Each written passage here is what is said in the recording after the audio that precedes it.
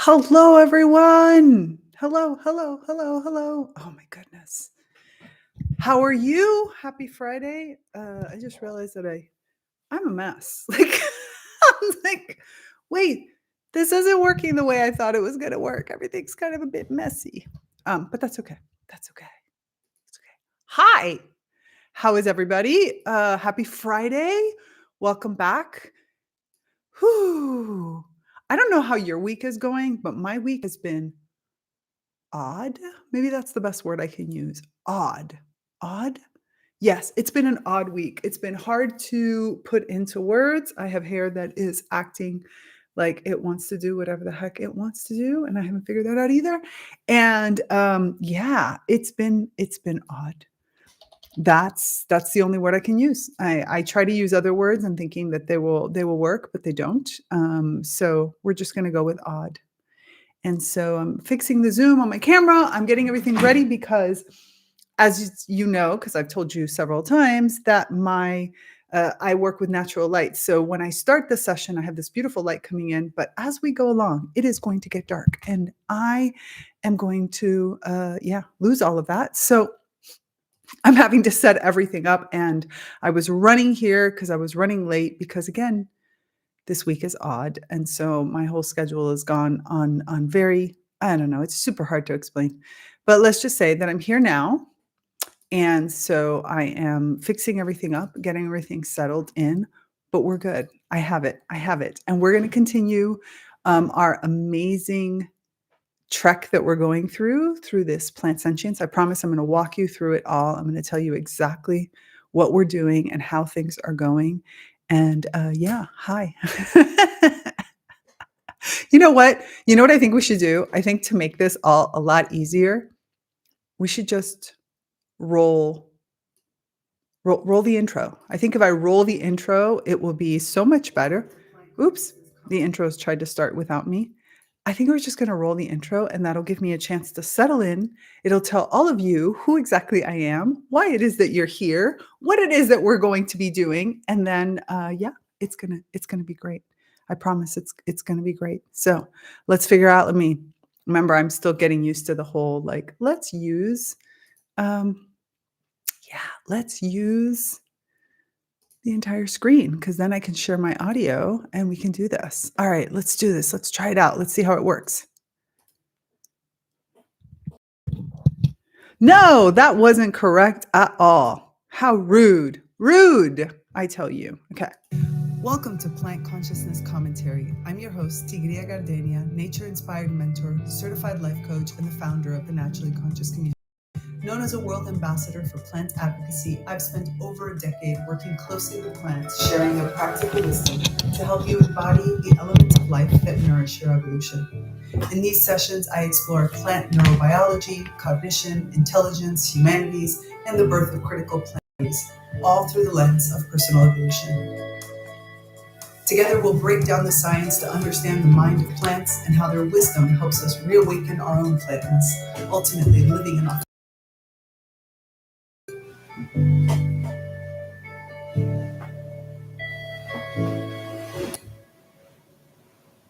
What do you think? We did it. Okay, I got it through. I set things up. I didn't set everything up correctly, but that's all good. It's fine. It's all great. It's Friday, and we're all open to a little bit of hectic work. Anyways, so if you're new around here, completely new around here, and you don't know what we're doing, I'm just going to walk you through what we've been doing for the last 2 weeks. This is week 3. And it's been super fun, at least from my point of view. You can always go back to the other recordings to see. Of course, if you're here live, please, say hello in the chat. So even if you're listening to the recording, because we love recordings, come listen. Tell me who you are. Tell me what you're doing here. Like, how did you learn about this? Or are you just curious about what's going on? And so, hello. Hi, Maggie. Hi. Super nice to have you here. All right. So here's what we're going to do. Over the last 3 weeks, actually. Now, this is week 4, technically. We have been going through a paper by Miguel Segundo Ortin and Paco Calvo. They wrote a paper called, and hi, Dishka, nice to see you here. So they wrote an article called an essay kind of thing, or what they call an editorial. That's the word I'm looking for, called "Plant Sentience: Between Romanticism and Denial, Science." Now, Paco Calvo, who is the author of Planta Sapiens, the book, fantastic book. We read it in the Plant Wisdom Book Club, awesome book. And Miguel Segundo Ortiz have written several papers and essays and editorials all around plant intelligence. Now, again, for those of you that are new, so Paco Calvo is a philosopher. Segundo Alting is a researcher, and both of them have a very practical approach. So they're not the kind of people that just throw around ideas about, oh yeah, that plants are sentient, believe us. So in their original paper, which you can see again if you go back through the playlist if you're on YouTube, or if you go to my website, tigregardenia.com/commentary, again, it's all in the show notes, you can see my commentary on their original paper. Now, this paper was a call to action. This was a paper that stepped through the various reasons why plants are sentient. And from the perspective of saying, yeah, sure, there's many people like me, who are the romantic type, who are like, you should believe that plants are conscious because of, this, that, and the other, which are, some of it's scientific, a lot of it's spiritual, and a lot of it like touchy-feely woo-woo stuff. And they said, but that's the romantic nature of us thinking of plants as sentient. Instead, we also want to give you the hard science. We want to walk you through the various reasons why, when you think about animal sentience, or you think about consciousness, or you think about whatever words you want to use, plants fit into these models. So they did this paper, but they said, we don't want to stop there. We know this is a heated debate, so we're inviting all of you to reply to our editorial with your own editorial. And we prefer if you do it from a wide variety of different disciplines. And that is what we have been going through ever since. So if you go back 3 weeks from today, you will see my original commentary on their paper. And of course, the paper is always cited in the notes. So if you go into the show notes of those particular videos, you will see all of the citations so that you can find the paper yourself. And then there are like 20 something different replies, and we have been going through these replies one by one. So, we started off with replies that were all talking about different aspects of it. So over the last 2 sessions, we have been going through these replies. And so that's what we're going to do today. We're going to continue to go through these replies because the replies are fascinating. We've had replies that are in the world of neurobiology, both human and non-human neurobiology. We've had people who are experts in consciousness. We've had artists. We've had linguists. We've had psychologists. We've had people who are, into ethical veganism. We've had people who are into neurotransmitters. There has been a ton of this commentary, and it's really interesting because it's varied. Like there are those that are saying, okay, we just have to accept that plants are conscious, or let's not go with conscious because that's probably a little bit too much for some people. Like we're not going to even get into consciousness. Let's get into the idea that plants are sentient, right? Plants have sentience of some sort. Maybe basal, depends on how you want to pronounce it, consciousness, or sentience, like cognition, just that base level, or much more elevated. And so we're going through different combinations of what are the words that we're talking about? Do the words make sense? Where are the biases that we're holding in all of this?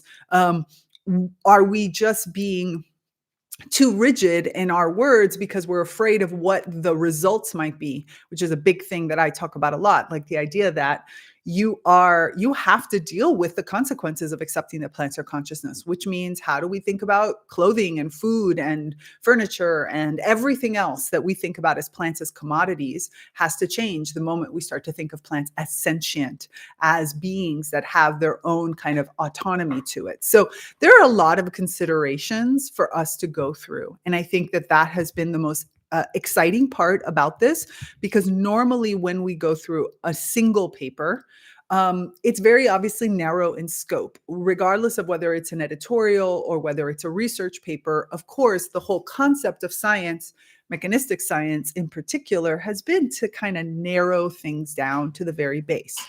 Instead, the way that we're doing this right now, the fact that we have all these different types of papers gives us the possibility to look at it as a whole. Like, what does this actually look like at a broader scope? And what does it mean for us to think about plant sentience across multiple different ways? So I'm excited because we finished off last time on language, which I thought was excellent and super interesting. So again, go back to last week's episode. And we also started to talk about, some of the different hypotheses that exist out there. So the first paper, by the way, all of these are relatively short, so it makes our conversation even easier. So the first one we're going to go through is a paper by Cate. We never know where these people are from until we open the paper, so it's hard to tell. And this one's called Plant Sentience, a hypothesis based on shaky premises. Rather than tell you this, hold on, let me cue it all up for you and get it up on the screen. Of course, as we're going through this, if you have any questions at all, please just put them in the comments. Whether I answer them right away or whether takes me a minute to get to them, I will get to them eventually. And I think that it really helps. Now, if you remember, part of the way we're doing this, let me share this screen so that you can see it. I did manage to grab my tea before we started. All right, so Karel ten Cate, who's from the Netherlands. We always read, before we even get into the abstract, we read about who the person is, the professor or researcher, or we've had lots of different kinds of people do this because it helps us understand where their point of view is coming from. So for example, Karel ten Cate, I don't know, is a professor of animal behavior, so in the Netherlands. And his work, it seems like, is acoustic communication and cognitive processes. So acoustic being some kind of sound-based, which could mean language and words the way we think of it, but probably some kind of sounds like bird calls or any kind of sounds that we've been hearing, which there has been, thanks to, in this case, machine learning, or AI as it's now called, there have been so many advances in the idea of being able to process large amounts of these sounds that animals make to understand if there is language associated with them. There is an analogous study to this in the world of plants that was kind of co-founded by Monica Galliano around the idea of acoustic sounds that plants make, clicking sounds that at first seem like they might be biological processes connected to the way that they move different liquids through their body, but it seems to be much more. So there is a branch of study. It's very, very new from the scientific world. It's probably only about maybe not even 15 years old. Maybe it is. That is all around the idea of the sounds that plants make, the acoustics that they use. There's also another piece to that is also how plants react to sound, because we have discovered that plants do hear, and therefore they have specific reactions that we haven't understood yet. Is it frequency-based? Or is it based on the actual being, animal or other, that is making the sound? Is it water? Like, for example, in Monica's study, there was the idea that plants grow towards the sound of water. She narrowed it down to a frequency. I, as a music engineer, am not convinced that her research is actually complete. I do not believe it's actually frequency-based. Her frequencies, to me, in the papers that I have read, don't seem to make sense, but that's where we are. Anyways, this person seems to be, concerning their work, like their work is focused on acoustic communication and cognitive processes in birds. See, I should just read. Birds, in birds, and to how do these relate to human language? Oh, and music. Ooh, super interesting. Now, see, this is where I ask myself, have you ever seen the music of the plants? Like, talking both to us as well as to him. Like, have you ever studied the music of the plants? Because I'd be curious as to how you're bringing the music of the plants into this work, if at all. Curious. All right, let's get into this. So now we know that the focus that this person has is around the idea of animal behavior. That's their frame of reference in what we're doing. So let's read the abstract. Plants may produce fascinating behavioral phenomenon from which the label cognitive process may be applicable, at least by some definitions. Segundo Ortin and Calvo based their hypothesis that plants might be sentient on the premise of demonstrated presence of cognitive complexity. However, there always is a however, the way phenomena are ascribed, and how the term cognitive is used by Segundo Ortin and Calvo, I think I want to just start calling them SOC, like sock. It's probably not very nice. Deviates from the common practice and studies of animal cognition. Well, of course, we're talking about plants, not animals, implying greater complexity that seems justified. Ooh, okay. It thus provides a questionable basis for attributing sentience to plants. So this is somebody who seems to be leaning for plant consciousness. Interesting. Introduction. In their thought-provoking article, Ortin and Calvo argue that science should seriously consider the possibility that plants are sentient. The fact that we're still having this discussion as whether or not it should even be considered seems ridiculous. We have been having this discussion since 2006. 2006, folks. 2006. We are almost coming up into the 20-year anniversary of the birth of plant neurobiology, or as those scientists that are afraid of controversy call it, plants signaling and behavior. Seriously, should we still be having conversations around whether or not it's possible that they're sentient? Ugh. Anyway, i.e., they must have felt states. In other words, they feel, they have a sense of personal understanding that they are a being and therefore have feelings around that.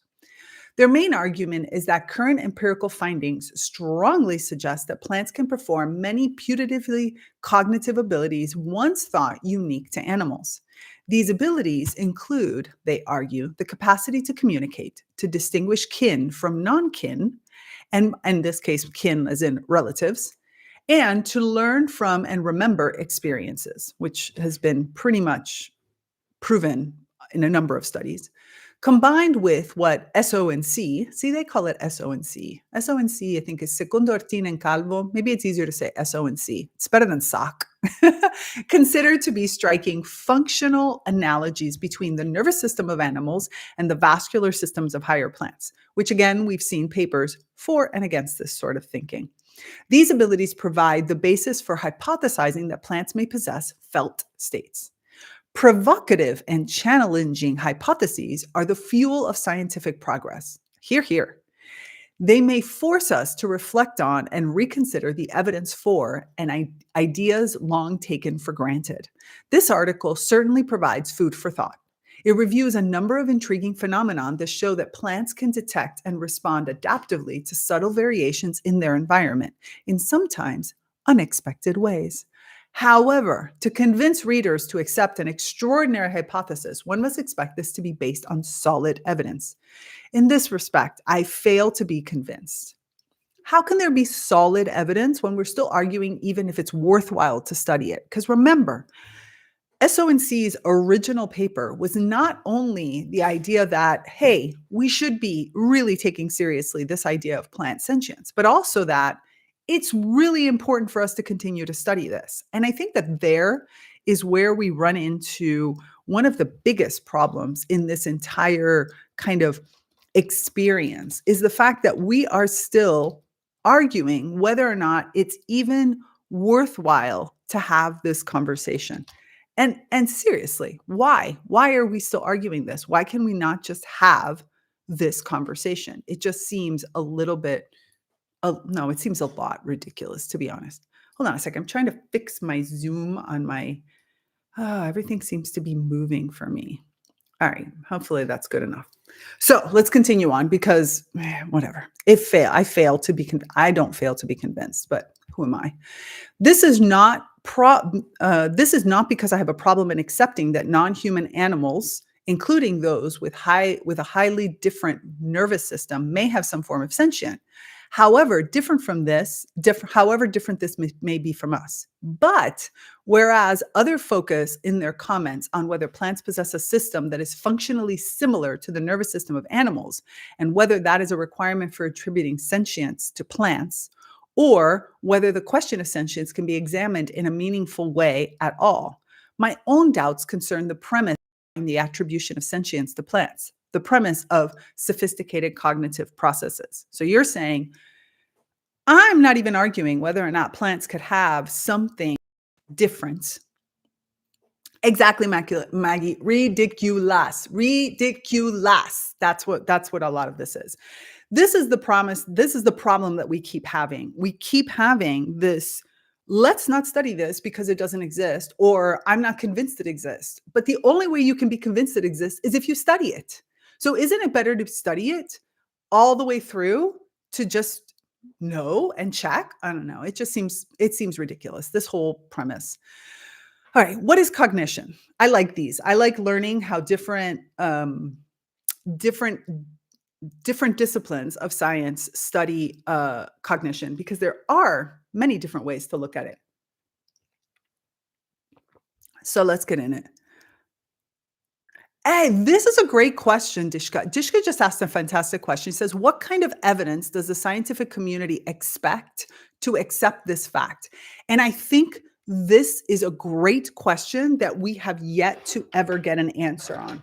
In other words, in all the papers that I have seen, even the papers for and against, I mean, obviously, I've seen a lot of papers for that express, you know, what it is that, is it that they think is happening that says, oh, okay, this is plant sentience. But when it comes to those against, there are very few of them that are saying, I need to see this. I mean, most of them are saying that I need to see that plants feel, not plants feel as in like they can sense things that are happening to them, but more they feel in the sense of they have feelings. And the problem with this is that none of the people that are stating whether or not, what it means to have, um, they're stating that they want to see that plants have feelings, but none of them are expressing what that might mean. In other words, how do you know that a plant is feeling? Because in a human, we have words, we have language. In a baby, you have physical reactions to certain things because knowing how humans react physically, in other words, facial expressions and the way that we move and stuff like that, you can derive that from a baby, right? In the case of animals, because animals have very similar structures to the ones that we have, many of them do, eyes and ears and noses and faces and stuff like that. Most of the animals that we have attributed, cognition to and feelings to is, again, because we look at their behaviors and we can extrapolate from their behaviors. It's much more difficult on other kinds of plants. I mean, on other kinds of animals, but even fish or such, you can see things like fear. At least that's what we think we're seeing when we see certain types of behaviors, swimming away, moving in this way. You assume that there's a certain amount of at least base level cognition that's happening. But what happens when you're talking about a plant, right? Where everything is different. Hence why there has been such a reliance on the entire discussion around anesthesia, the idea that plants react to anesthesia and that they have their feelings. They can't feel pain when when they're under anesthesia. That has been one way that has been used, but not everybody accepts this. And we even heard it last week in some of the papers that there is not necessarily a clear agreement that is actually meaning that the plants feel. And so other than that, honestly, there is very, very, very little. Ooh, sorry, I just turned the light on here just because it's already starting to get dark and stuff. Exactly, and that's exactly it, Dishka, that because other organisms can move, and so moving organisms, we can at least attribute certain behaviors to that movement, right? We can think of it as a very similar type of process. We can look at the fact that because we have movement, I can equate that, oh, if movement means this in humans, let me extrapolate, and I can probably understand that movement means something very similar when I look at it in other forms of animals, non-human animals. But when it comes to something, a being like a plant that has a very different organism, this is one of the struggles. And this is one of the things that Secundo, what is it? SO and C are trying to get to. They're trying to get more scientists to think of Well, we can't just say that nervous system is not existent because a plant doesn't have the same nervous system as humans do, but we have to kind of get to an understanding of, and there's other papers that we've read in this commentary of what are the mechanisms that a nervous system performs, and therefore do plants in whatever physiology, they're comparing it to the vascular system, but it could be some other mechanism.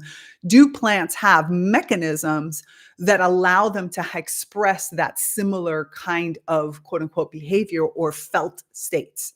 And this is really the heart of this conversation. The heart of this conversation is, do plants have an analogous system to what we as humans have defined, or we as animals have defined as consciousness in other ways? Now, I'm going to take it for one quick second outside of the realm of this scientific debate to say, part of us also is, and where this scientific debate helps us in other realms, let me say it in that way, because I think that that's more accurate, is that in some ways, it's beautiful for us, and the reason I enjoy reading these, because I get to experience, for example, cognition, and we're gonna get into it right now on this paper. I get to experience cognition from from its core elements. In other words, the fact that these scientists are having to think outside of the animal realm only, I think helps us also expand our own human definitions. Because I keep saying to people, they ask me,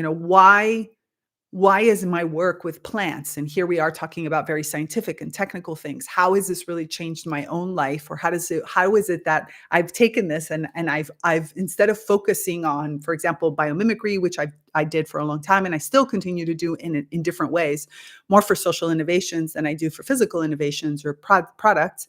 But why is it that I'm not concentrating on biomimicry, or why is it that I'm not concentrating on, plant specific focuses? And I said, why moving into something like life coaching?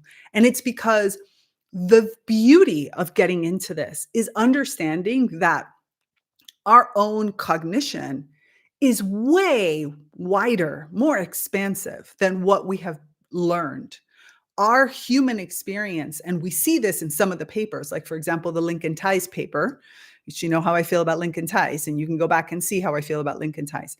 Our experiences are so freaking narrow, so conditioned into this like box of definitions. And our current scientific research for many is not about expansive exploration of the complete unknown, but is instead of, to a certain extent, proving what we already know. And so when you have people who are working with plants in this way, it takes you completely out of it and into a whole realm, which allows us then to rethink our own human experiences and to come back into our human experiences with a much more expansive view. And it allows us to see ourselves as those beings of nature that we are, rather than limited to these harsh definitions of, humanity that we have been kind of forced into, or that we continue to slip into. So that's the reason why it can be so powerful. It's so amazing to think and apply all these things and say, oh, okay, wait a minute. What if my own definitions of humanness are actually limited, not our definitions of plantness? Our definitions of humanness have been so limited that we do not see then the expansion and what it actually means to be a full being of nature. And this is why I love bringing this into, the coaching world, the mentorship world, the personal development world, and the collective development, professional development that comes from this understanding that I am more than this, tight human shell. And for me, of course, with my own background and experiences that goes from the arts to spirituality and to all of the plant sciences that we're going through right now, it also means I get to bring in everything. I get to look at the entire cosmos, the entire divine spectrum, the subtle world, and bring it all in. So reading and studying these pieces and, being a part of this commentary really helps us better understand ourselves as humans by unlocking limitations, by releasing us from limitations that we've put on ourselves. So that's the reason why I love doing this. And that's the reason why I really enjoy kind of studying and getting into it. So that being said, let's get deeper into this. Okay, what is cognition? When defining cognition, most researchers of animal cognition relate to the definition provided by Shuttleworth that I don't know why this other thing go away. Hold on a second. I don't understand why I have this like uh and let me see if I let's see what happens. Sorry. I'm trying to figure out why that page, that thing on the bottom doesn't there it is. It goes away now. Okay. Most researchers of animal cognition relate to the definition provided by Shuttleworth that cognition refers to the mechanisms by which animals acquire, process, store, and act on information provided by the environment. Well, maybe you should just remove the word animals. Hmm. Just say by beings. This broad definition, not so broad, it's still limited to animals, includes perception, learning, memory, and decision making. All things that we have proven in many different studies that plants do. All of them. That, as argued, are demonstrated by Shuttleworth and others, can be analyzed without making any assumptions about what the animal's private experiences are like. Accepting the above broad definition and replacing animals by organisms. Good. Organisms, it's good with me. I'm with that. I use beings, but organism is fine. I'd love to hear what you think. What do you like better? I like beings because it involves everything. Organism still implies a physical body. So beings gives me a little bit more leeway. But then again, I can bring in spiritual stuff that these scientists can't. One can argue that plants too may show cognitive abilities. Note that the definition does not take into account the complexity of the mechanisms and processes involved. Even the mechanism underlying a simple response to a single stimulus may be considered a cognitive one. Shuttleworth's definition, however, differs in an interesting and significant way from how SONC, secondo Ortiz and Calvo, use the concept of cognition. They state that plant cognition involves the manipulation of the environment in order to enable metabolic functioning, and that cognition is inferred from behavioral patterns that are adaptive, flexible, anticipatory, and goal-oriented. So remember, before we were talking about perception, learning, memory, and decision-making. All of them are understandably been studied in plants, right? Plants have to perceive in order to be able to understand what's going on. They learn. This is something that has been shown by multiple studies, although it's still contentious. Some will say it's habituation. Others will say it's outright learning. Memory is that in order for me to learn or even have habituation, I have to have memory. I have to be able to remember what happened. And this has also been shown across multiple studies. And then decision making, given the fact that I have multiple inputs coming in, of which I have to be able to evaluate, and as a plant has to be able to evaluate where to go. So that's all been shown. But instead, SONC has chosen to rely more on adaptive, flexible, anticipatory, and goal-directed. In other words, I can adapt, which is I perceive and then I make decisions. So sort of adaptive is decision-making to a certain extent. Flexible in that I do not have a rigid plan, because much of the original neurobiological papers that were coming out were talking about the idea that plants have like fixed responses to things. If this, then that. If this, then that. So by showing flexibility, you're showing that decision-making is not based on a rigid sort of genetic programming, but instead is based on experiences and is flexible and changes over time. Anticipatory in that plants then have to have memory and to remember that something that happened and then prepare themselves for it and kind of act accordingly as if that thing is going to happen again. And then goal directed is like moving into knowing where they want to reach. So therefore having also a longer view of time and directing their behaviors kind of in that way of going. So this phrasing shifts the definition of cognition away from the causal one by Shuttleworth, i.e. away from what proximate processes and mechanisms underlie a particular behavior, to its consequences, to whether plant behavior contributes to some beneficial outcome. This may result in teleological reasoning, explaining the proximate causation of phenomenon in terms of the purpose they serve, the beneficial outcome, An example in their description of the growth pattern of bean shoots, which, according to a study by Raja et al., is influenced by the presence of a nearby climbable pole. SO and C write, if the vine's attempts to reach the pole fails, it straightens out and tries again, which suggests that the behavior is endogenously, my goodness, today I'm having word problems, controlled the plant to attain a specific goal. The goal is, I want to wrap myself around that pole.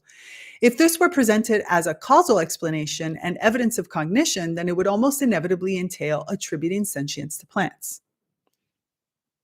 Being adaptive is not a criterion for the presence of complex processes. One of the first things students of animal behavior are taught is to distinguish the question of function.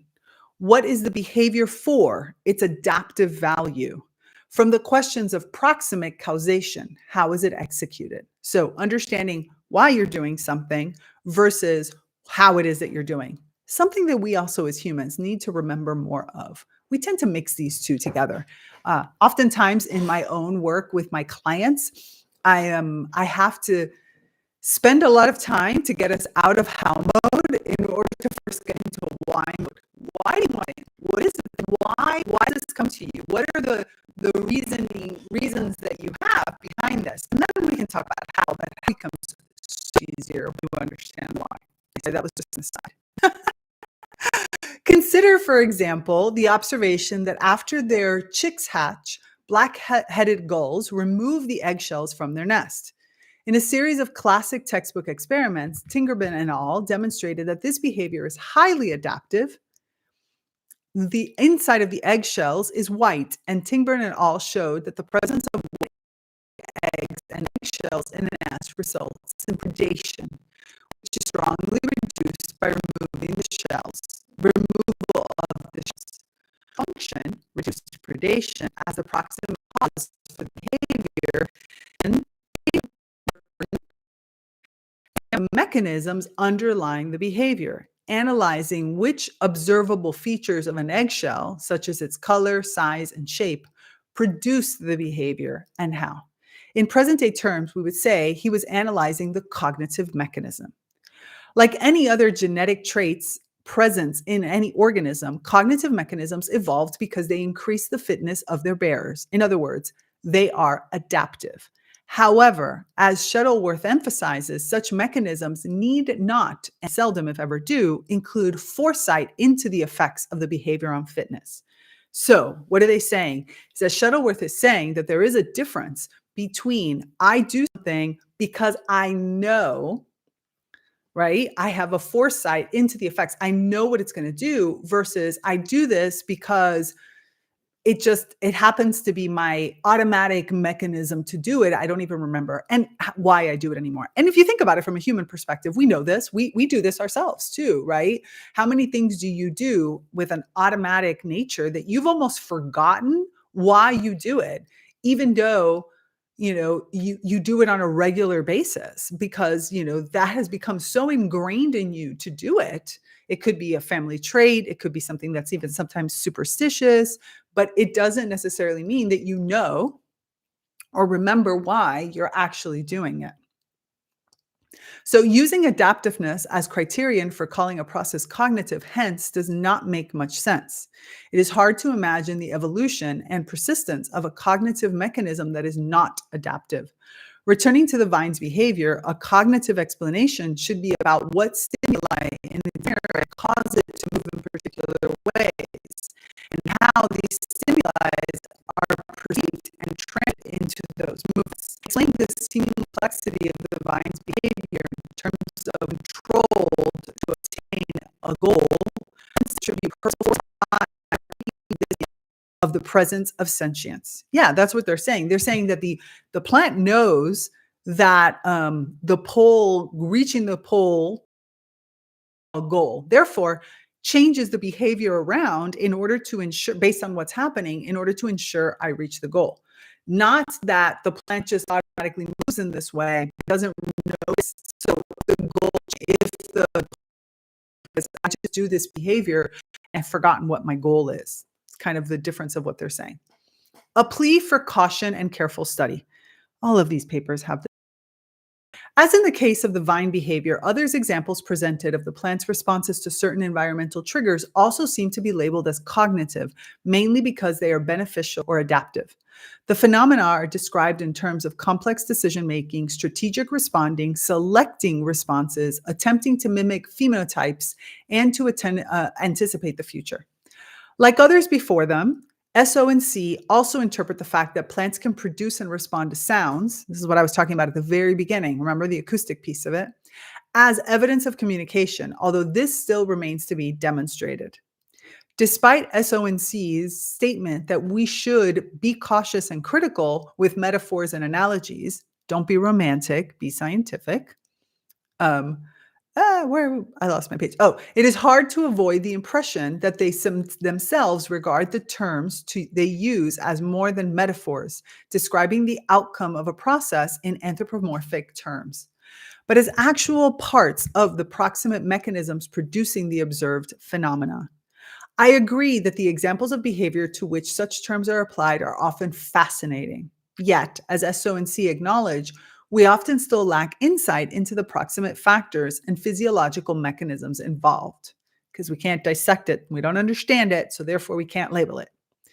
Words do matter, and labeling something a decision, choice, or anticipatory behavior suggests that there's much more going on than when labeling it response. When that word often be at least, you can choose to say something is an anticipatory behavior, in other words, something that we know is coming, the plant knows is coming and therefore makes decisions, or you can just say the plant is responding to the environment. What this one is saying is, the truth of the matter is, we don't really know which one of the two it is, and both of these phrases kind of work. So one or the other. Safety would say, choose one that doesn't take you towards sentience, safer, because we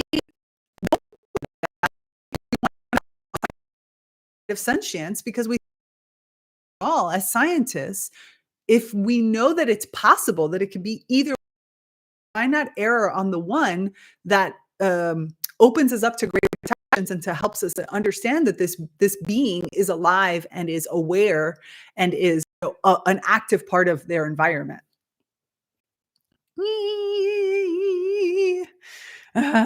If one wants to call the perception of environmental stimuli and regulation of responses by plants cognitive within a broad definition of the cognition, that is fine with me.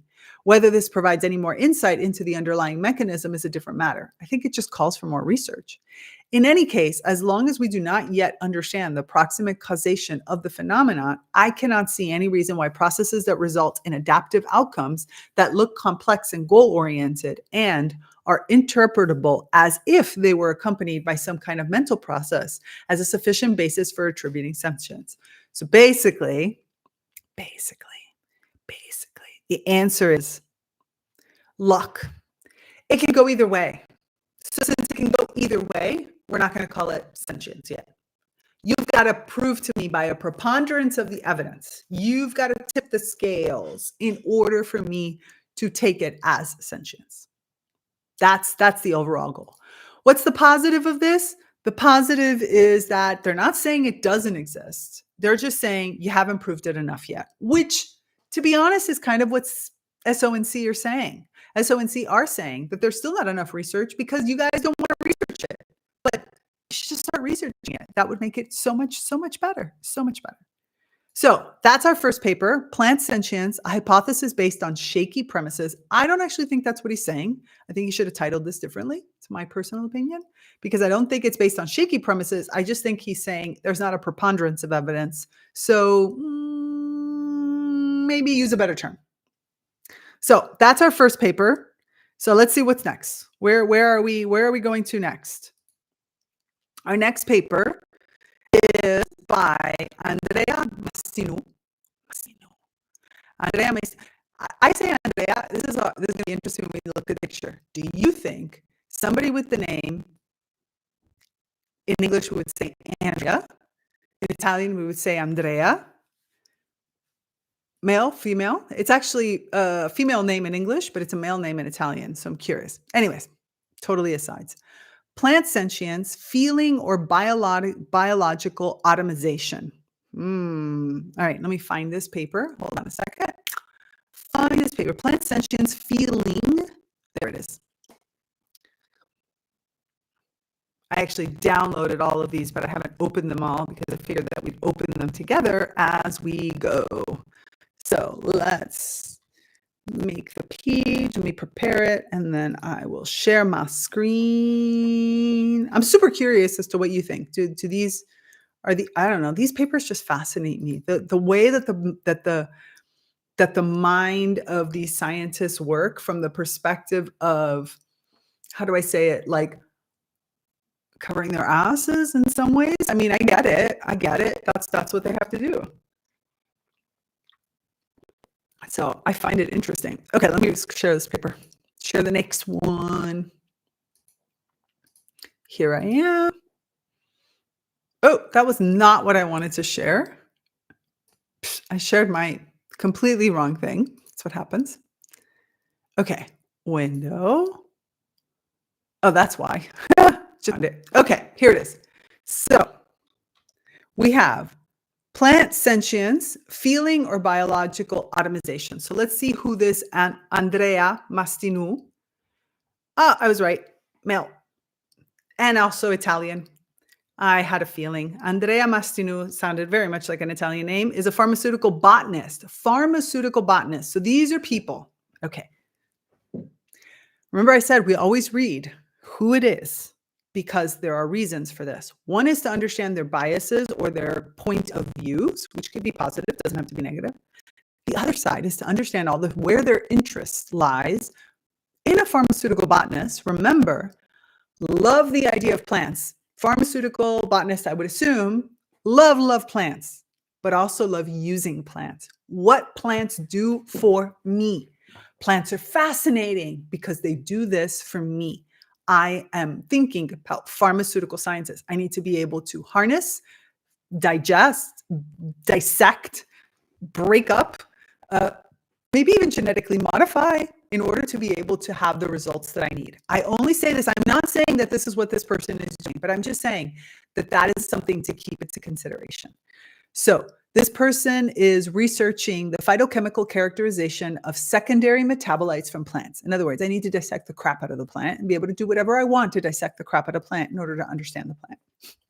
In particular, he studies ecological, abiotic, and biotic strategies to increase the production of secondary plant metabolites. So, what are different strategies that are like living strategies as well as strategies of the environment in order to increase this production? See which direction they're going to take. So, feeling or biological automatism. This is the big core element of understanding this entire argument, right? In order to be sentient, we have to say that a plant is feeling. This is not an automatic response. This is a plant feels something and then goes into their memory and says, what does this feeling remind me of? And then from that, I respond in kind, right? Rather than just an automatic response that the plant isn't aware of and doesn't make a decision on, okay? So this is a person who's in the University of Brescia. Brescia is actually not that far from me. So let's go. Abstract. Sentience refers to the ability of an organism to have subjective experiences such as sensation, emotions, and awareness. Sensations, emotions, and awareness. Keep an eye on that one. Whereas some animals, including humans, are widely recognized as sentient, the question on whether plants are sentient is still debated among scientists, philosophers, and ethicists. Over the past 20 years, many scientists such as Travois, Balushka, Mancuso, Galliano, and Calvo, all papers we have covered, which is great. I always love it when they cite Mancuso, my professor, have reported interesting discussions about memory, behavior, and communication and intelligence in plants. However, there's the however, I told you the direction this one was going, my opinion. The reported conclusions have not convinced the entire scientific community. In this commentary, I would like to focus on two critical aspects related to sentience: cognition and emotion. All right, let's see. Uh, let's see. Michael Nelson, opinions on Vril. Opinions on Vril. In what context? Give me a context. Help me. Give me a context. Give me a context, and I'll give you an answer. And so I'll wait for that while that's coming in. Thank you, Michael. Cognition and biological automatisms of human, animal, and plants. SO and C equate the movements of bean tendrils in search of support with cognitive processes observed in animals. They also attribute communicative properties to plants that emit volatile molecules that influence the cuscuta's ability to choose which plant to parasitize. Are these examples of cognition, or are they perhaps biological responses of an organism to a specific environmental stimuli? Cognition refers to mental processes and activities related to the acquisition, processing, storage, and use of information in the brain. Mind you, we already went through Taze's, Mallett's experiences in the previous session where we talked about their paper. And of course, the word in the brain is an important aspect because these are all people who do not believe that cognition is possible without a brain. So just stating that. This encompasses a wide range of mental processes, including perception, attention, memory, language, problem solving, decision making, reasoning, and abstract thinking. Animals and plants may have high sensory abilities compared to humans, but they lack complex cognitive abilities. Here's my point on this, okay? I have to say this because it's so incredibly frustrating for 1 second. I am okay with having this entire argument around whether or not plants are conscious, okay? I'm okay with it. And I really am, where I think it's totally okay for us to discuss this. But what I don't understand is how you can continue to have how you can continue to use the term lack cognitive abilities if you can't say just because you can't prove it today. This is the part I don't understand. I do not understand this. I understand them saying we do not have the mechanisms to be able to decide or to conclusively state that plants are cognizant.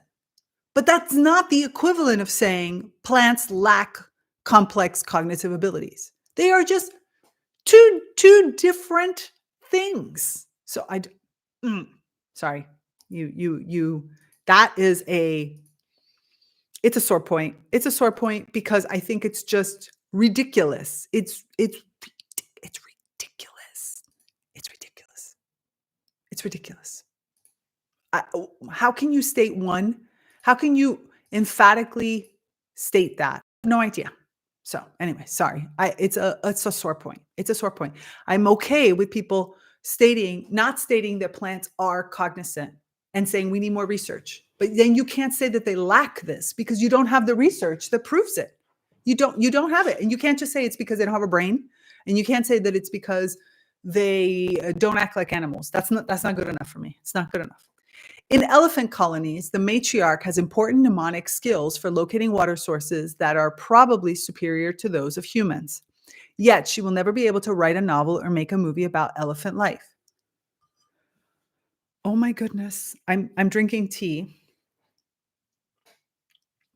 This is a reason why I would never do this with any kind of alcohol, because I think my tongue would just start to say things. Because these kinds of comments is like, because we don't understand the complex lives that animals have, we compare them to what we make, right? The way that I'm going to use the word build because I'm being kind right now, build our planet. And we think that makes us superior. But who is to say? We don't actually know that because we don't understand everything that animals do. We don't understand everything elephants do. Elephants have very complex lives that are probably superior to us in certain areas, just as we might be superior to them in other areas. But it's not like this. Just because they can't write a novel or make a movie does not mean that they are superior to us. That we are superior to them, that we are superior to them. Anyway, recently, Haddadi's research published experimental work on plant communication under stress. The authors recorded ultrasound in the laboratory on tomato and tobacco plants subjected to drought or stem cutting. Even if we were to call this phenomenon communication, it does not involve cognition. How do you know that? In fact, many animals, including mice and rats, can emit ultrasonic vocalizations during courtship or to attract the attention of the mother. This communication does not involve cognition. I'm holding my tongue. This is why I don't drink while I do this. I'm telling you, this is why. It occurs mainly in species whose social interactions and cognition are highly developed, which you're stating that they're not. Man, human superiority complex is really intense. In contrast, ultrasonic communication by plants could depend on cavitation phenomenon already known and stimulating receiving plants to respond adaptively to possible water stress. You're just saying water possible. You already put it into the phrase. Just the same it's possible that your theory is wrong. It is possible. It is possible. Volatile essences emitted by a plant attacked by herbivore are molecules that combine to receptors of neighboring plants and can trigger increased synthesis of secondary defense metabolites or increased cell wall hardening. Again, we can talk about communication in the sense that there is a sending and a receiving organism, but these are biological automatisms. They do not involve cognition. See, all of the people he's citing, just so you know, like he's only citing Alpi, Tays, Mallet. We have gone through all of these papers. We have gone through these papers. And these are all papers that basically say plants are not cognizant. So of course, you're going to say it's an automatism because you're relying on a bunch of neurobiologists and plant physiologists who are afraid of even remotely considering the idea that plants might be. The plant is not conscious of emitting molecules. How do you know? I want a footnote that tells me how you know this. How do you know this? When we approach an automatic door, it opens. We communicate to the door to open. It opens with an automatic response. Mancuso and colleagues observed that radical tips can orient their growth to specific sound vibrations that can be traced to water. Sound waves, not soil moisture, determine the orientation of the root towards the source of the sound. Again, is this a matter of cognition or perhaps an automatic response? This is me taking a break so that I don't derail and respond in different ways. Could sound waves be interacting with root tip statoliths that, together with auxin hormone signals, could guide root growth? Belushka will tell you completely different. You should definitely read his papers on this subject. He is passionate about this subject. The data collected by Galeano also emphasize the effects of sound pollution on the plant world, but this is not cognition either. According to you, similar effects can be observed in sea turtle hatchlings. Sometimes the hatchlings are attracted to artificial lights and move towards the city instead of the ocean. The attraction to these lights is an instinctive response that requires no cognition, just an automatic response. In animals, instinct determines certain behaviors that occur without the involvement of cognition. And that's the whole point. And so Dishka says it right. Someone in my laboratory recently told me that we can only state a phenomenon by eliminating all other possibilities. And that's the problem here. The problem is you cannot eliminate any of these possibilities because we have no way of getting into the plant mind to understand these. This is the part that is so frustrating about this entire discussion. It's not that I can understand not stating plants are sentient, plants are consciousness because we can't get into the plant mind to prove it. What I do not understand, and I continue to not understand the benefits to the scientific community of stating it does not exist. You can state we have no way of testing it at the moment. You can state we think it's this, but we're not 100% sure because we don't understand these other mechanisms. But you can't state that it's not the case just because you don't understand the communication. I mean, even communication among other animals right now is just now being deciphered. Things that we just thought were clicks or pops that don't mean anything are being now understood to be names and complex types of language that's happening between other species. Who is to say that in 20 years we're not going to get there with plants either? Maybe even less with everything, the advances that are happening. But because we haven't eliminated it, I just see it as ridiculous to continue to state that this is not the case. It cuts this out. Do plants feel emotion? Let's see where he takes us here. Animals, like humans, can experience emotions such as pain, pleasure, fear, and anger, as well as sensations like warmth and cold. And this makes animals sentient. At the same time, animals can be given molecules that alter their emotional states. Animals can be anesthetized to not feel pain. So can plants. At this, I'm so curious as to where he's going to go since he mentioned that. At the same time, animals in the laboratory, but also in the wild, can develop dependence on psychostimulants, and they show anger and aggression during withdrawal.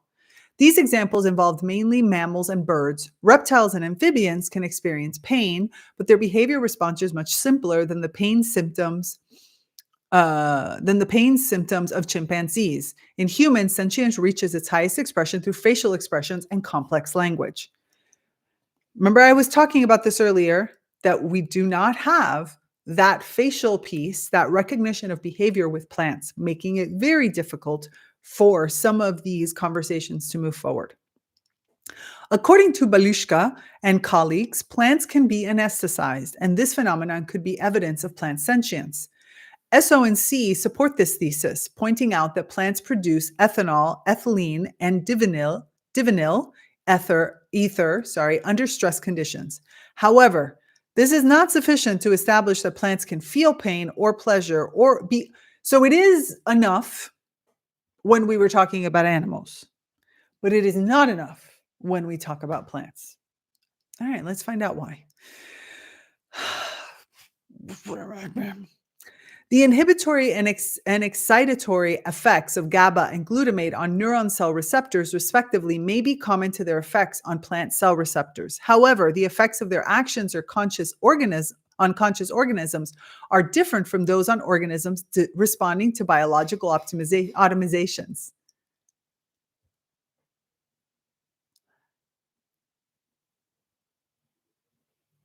Sorry, I have an error that just popped up on my screen and I can't figure out what it means because I'm not doing whatever it is that it's trying to tell me that I'm doing. It's weird. Anyway, I don't know. I don't think you can see the error, so it's fine. Tell me if you can still see the stream because that helps me understand. Okay, so this is a super circular argument. This is like, we believe that plants are reacting with biological automatisms. Therefore, even though that they respond to anesthesia, which in mammals is considered an example of sentience, we're not going to consider this an example of sentience because we don't believe that they're actually sentient.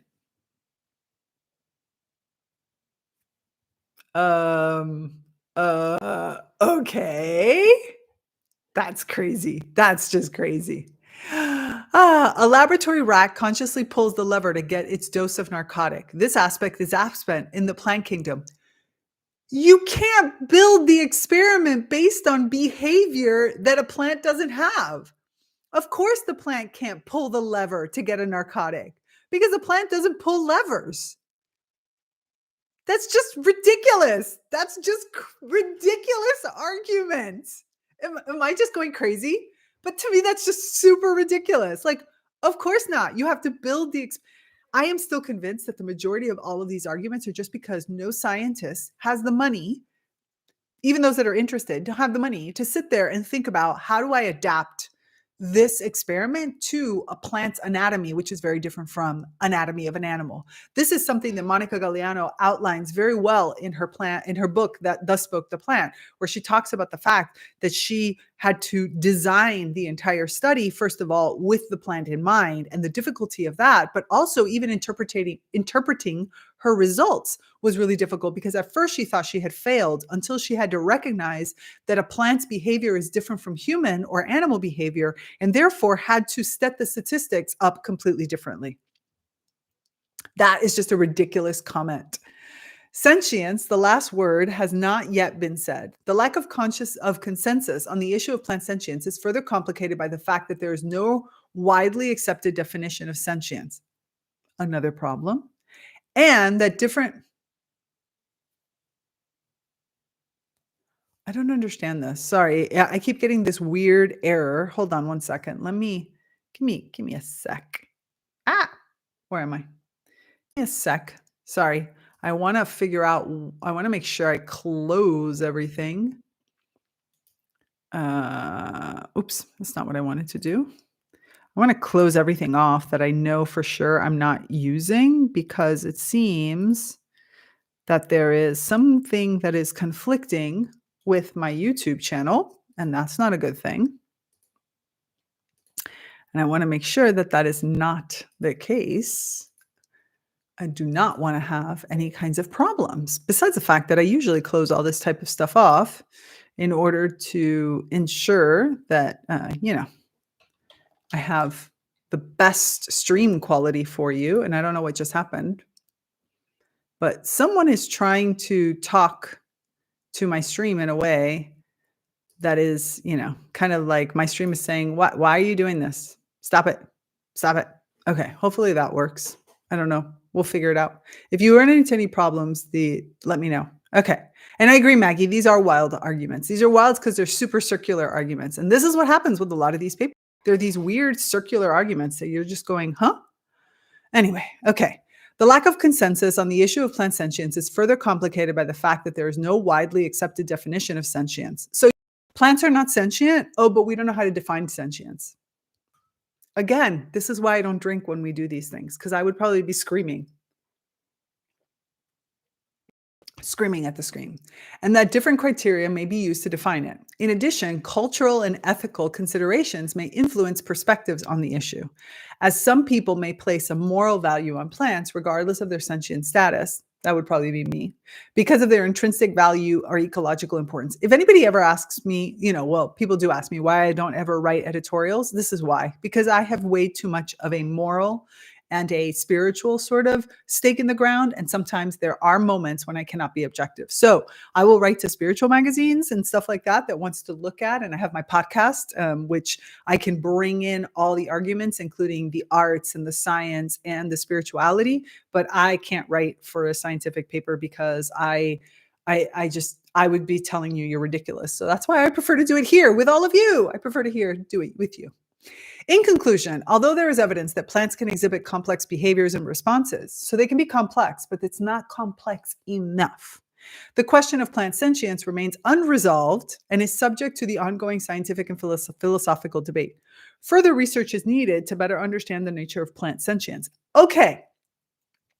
Do you see the contradiction between this statement? Further research is needed to better understand the nature of plant sentience, and the previous that says plants are not capable of complex cognitive behavior. Like, you're just conflicting. And if it exists, to gain a clearer understanding of its ethical implications. The ethical implications is you don't want to stop using plants in the things that you do as a commodity and resource. Sentience would not add anything to the plant kingdom.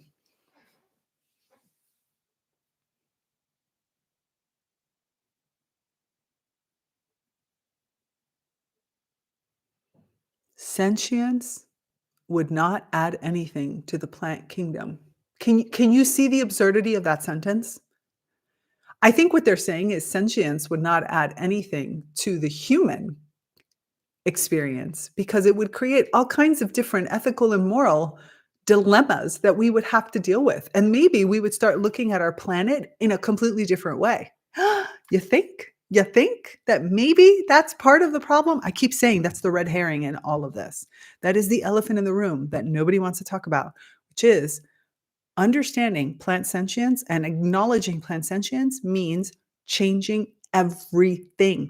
We already are having these discussions on animal sentience relating to how we do scientific studies on animals. But can you imagine what it is like to be able to talk about this from a plant perspective? From like, oh my God, it would just change absolutely everything. Anyways, so that's another one of those papers. Do you understand why I sometimes go a little bit crazy? Like, I go nuts. Yeah, thank you. Maggie's like, they are wild arguments. And yes, I am screaming. I scream all the time when I do this. I can't help it. It is what happens. It's extremely frustrating. But At least it's clear. We now know where they are. So let's keep going. Oh my goodness. I don't know if I'm ready for this one. All right, folks, we're going to have to, because I'm going in order based on I'm going to show you the order so that you don't think that I'm picking and choosing. I am literally going down the order. This is the order. This is the actual paper, Animal Sentience. This is SONC's original paper. And we have been going down this list, right? We went to sentience, back to the sciences from words. We just did today these two. And now, I have to take a deep breath because we are going into a Mallet Robinson. Oh my goodness. Another Taze article. We have already gone through, by the way, not gone through that, but look right up here where we went last week was the world of Robinson, Blatt, Dragon, Taze, and Mallet. And look, they couldn't just have one. They had to have two. Mallet, Robinson, Blatt, Dragon, Taze, same exact people. Two different papers. Why?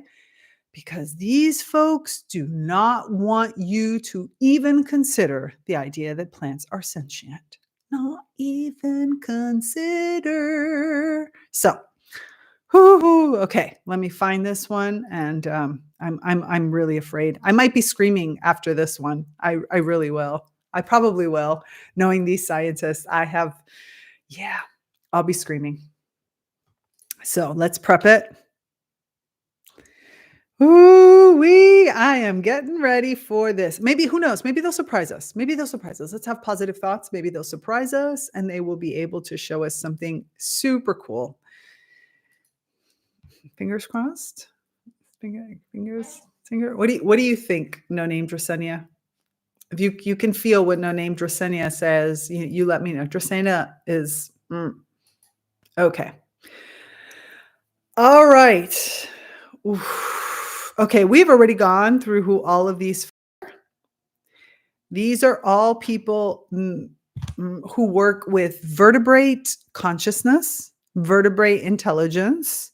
Yeah.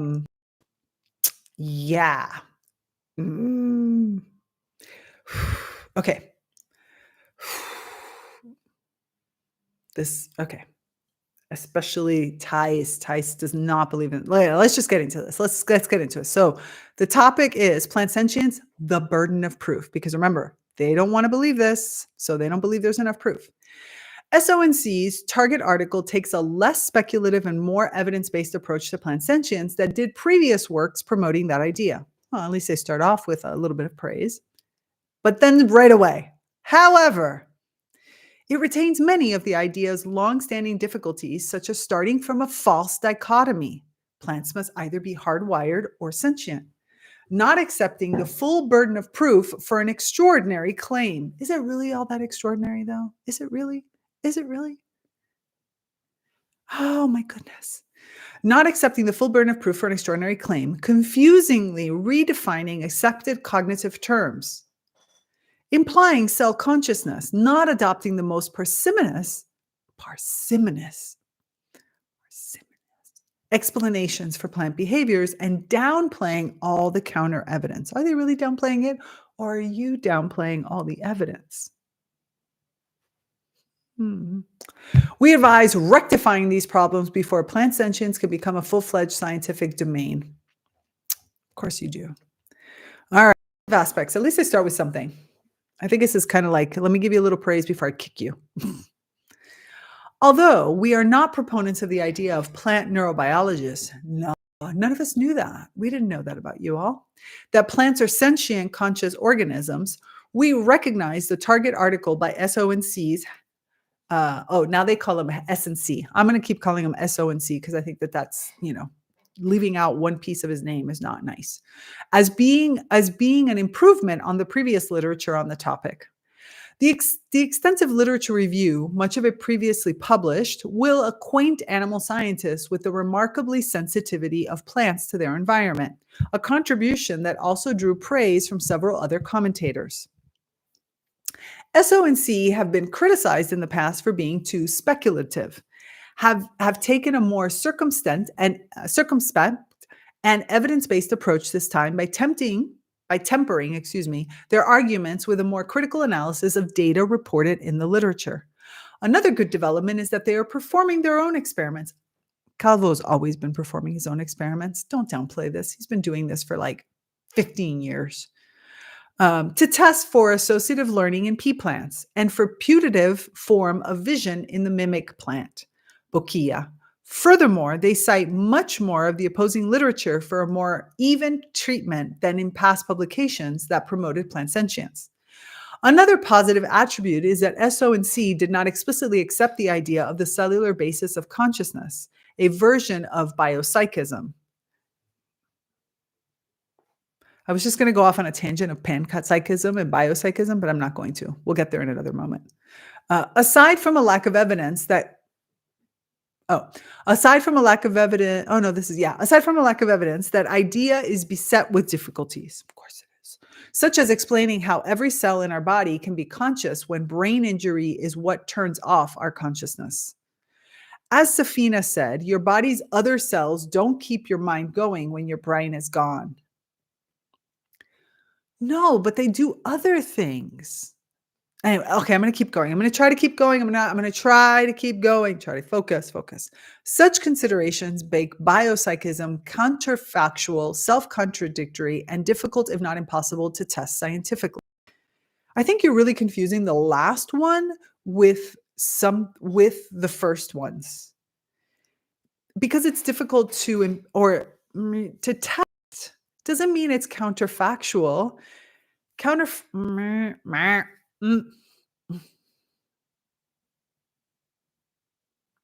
See, I have a really big difficulty with the fact that the way certain scientists look at the human. So I'm going to take a slight divine twist for a second. Bear with me for a second. Okay. I think this is when all my little plant allies are talking to me in a sense, and it's very difficult to try to put things into human words. So bear with me while I attempt to give this all sort of a kind of framework, because it's hard. This is where I find really big difficulty. And again, I feel an immense amount of benefit to be able to come to you and talk to you directly about things in a wider scope that includes the non-physical world, as well as being able to study the physical world to understand kind of where do my even theories go off the rails sometimes. So I get it that many of these scientists can't describe things in a certain way, that it's not something that's acceptable to them based on their work. And I get that. I get it. But I think that where we're moving as human beings, as we continue our different levels of awakening, right? Plant reawakening and, spiritual reawakenings and all kinds of different aspects, is to the understanding that we as a human species, as part of our evolution and development, have been really moving towards, how do I say this? We've been moving towards this expansion of the self, because up until now, we have been using functions to express, communicate, and relate to one another that, of course, mainly pass through the brain in the way our structure is. But there is a mounting amount of study and research to the idea that there are many other kinds of consciousness or sentience. Let's do sentience for right now for a second, since we are talking about sentience. There are other kinds of sentience that pass through the human being even. Let's just talk about the human being for a second. And yet that don't necessarily express themselves through the physical actions and words that our normal communication does. So, of course, understandably so, right? If I am a scientist and I am testing things and I know that my way of understanding humans, especially human behavior, is through the behaviors that I can see and the behaviors that I can hear, then it makes perfect sense to me that that's what I use as my frame of reference. So as things like biopsychism, panpsychism, and other forms of understanding, especially also when we look at other kinds of thoughts that is not just scientific thought, we start to get an expansion of a whole series of terminology and understanding, right? And so I think that it is understandable that these scientists are going to run up against this idea of, well, when the brain is gone, everything is gone. And it's like, yes and no. Everything in the way that we think of human behavior and experience and communication, sure. If the brain is absolutely dead, then, the rest of the body has never had the opportunity to develop something different. And so therefore, when you're brain dead, from a human perspective to the human that we understand today, you are dead. I don't actually know if that's really the case, right? Because as we're saying with things like panpsychism and biopsychism in particular, it's a different form of consciousness that says every cell in our body has this form of consciousness. Therefore, there is still life, there is still consciousness that's expressing. It just doesn't have an expression point to come through this one mechanism that we've done. And I don't actually know if that's good, bad. I don't know if that's limiting. I don't know yet, but I do think it's an interesting thought experiment to explore this idea of, could there come a day, and does it even make sense for there to come a day when the brain's mechanism, the brain's responses, the way the brain acts only will not be the only indicator of our conscious ability and of our understanding and expression of life? I mean, I get that these are hard concepts. I don't even have the right words to put into them. These are the types of questions that I will be sitting with a lot of my plant allies and friends to try to understand, especially with those that don't pass through those types of brain-like functions, like, this little not even a gal, this little key over here, where I have to sit in that awareness and enter into my body and allow my body to communicate with me in a way that I probably don't even have really deep consciousness yet on what that even means, to try to get into an understanding at a deeper level. I have no idea if that even made any sense, but hopefully it did. But this tells you of the complexity of these arguments. So some of this stuff is ridiculous. Some of it is just beyond the realm of what science can possibly answer questions on today. But you let me know what you think about that, right? Because these are the conversations that I think could be having, and these are the conversations that we should be having when we're looking at it beyond just the scientific realm. And then how does that affect the rest of us? Like, what does it even mean? I was telling a good friend of mine today how ultimately any kind of even collective project still passes, and all esoteric wisdom kind of always ends to the end result of the great work that we're doing is to know thyself. Even when I have collective missions that I need to accomplish, I only accomplish those collective missions through the path of knowing myself. Know thyself is always such an important aspect of everything because everything has to pass. And I think that as I go forward with all this work with plants, I recognize more and more that knowing thyself is not just knowing how my mind works or like how my heart feels, but it's knowing myself means knowing every aspect of my physical and subtle body. And that means getting into the consciousness of each one of my cells. It's just a whole different way of thinking. Kind of blows your mind to a certain extent. I don't know. At least it blows my mind, but in a good way. It's one of those things where it's like, yeah, I have no idea what it means or how to get there, but I can feel that it's the direction we need to go to. Anyway, apart from these improvements, my little tangents, sorry about that. Apart from these improvements in a scientific direction, however, SONC still face many of the original difficulties of their claim. Because of course, these guys don't want to believe it. That plants are sentient. One difficulty is that much of their case is built on arguing from analogy, an approach that is fraught with pitfalls. Of course, because we still don't know how to test this stuff, but they're putting out the analogies to say, hey, help us build the tests. But if you just keep saying no, you're not actually helping. You're not helping. Instead of analogies, what is required in the case of plants is rigorous and compelling evidence. You can't get to evidence until we come up with a scientific method. Because plants lack neuron synapses in brains that are associated with sentience in animals, our other concerns will be presented one by one. How many concerns are they going to present? False dichotomy. Proponents of plant sentience posit a false dichotomy by acknowledging only two possible explanations of plant behavior. Hence, if one is wrong, the other must be right. Isn't that what you do? Isn't that what you do? According to SONC, plant behavior is either one, hardwired, mechanical, and inflexible in their mischaracterization of the traditional view, Or two, sentient, volitional, cognitive, and intelligent.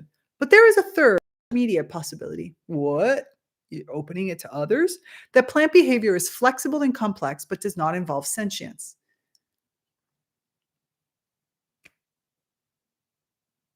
Okay.